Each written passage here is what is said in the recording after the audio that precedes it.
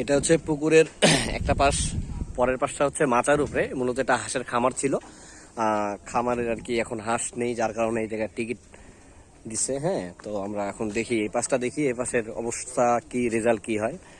তো ভাতিজ আমাদের আগে আগে দেখো, ফির পড়ে যাবে না। হ্যাঁ, এটা হচ্ছে খামার, মূলত একটা হাঁসের খামার। তো প্রজেক্টটা মোটামুটি খুব ভালো আর মনোরম পরিবেশ, অনেক শিকারি আসছে।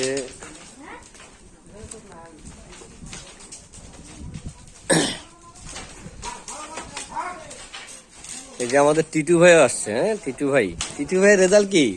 টিটু ভাইয়ের মুখে হাসি, তাহলে তো রেজাল্ট 100 মনে হয়। হ্যাঁ টিটু ভাই, কি অবস্থা? টিটু ভাই তো হাতিয়া, ছোট হাতি নিয়ে চলে আসছে।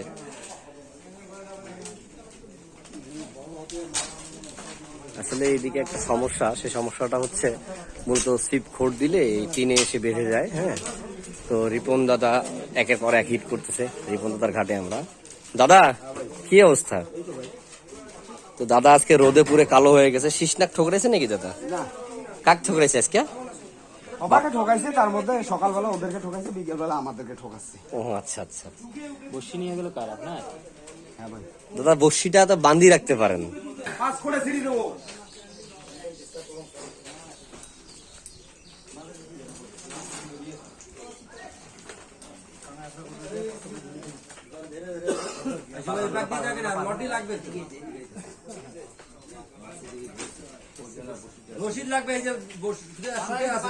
একটু পার করে নেন, মাছটা পার করে নেন।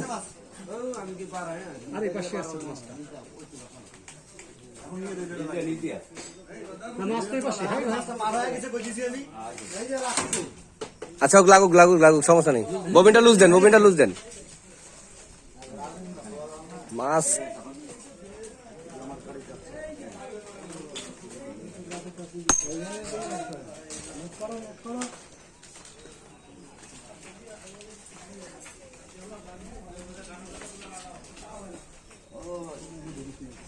নিচে ঢুকলে সমস্যা আছে।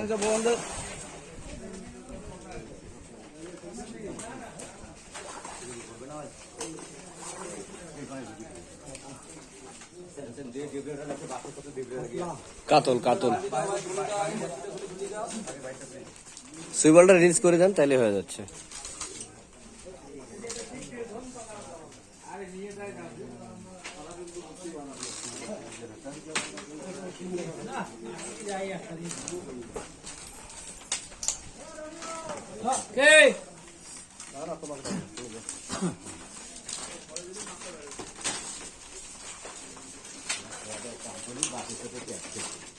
সুন্দরী কাতল নাকি?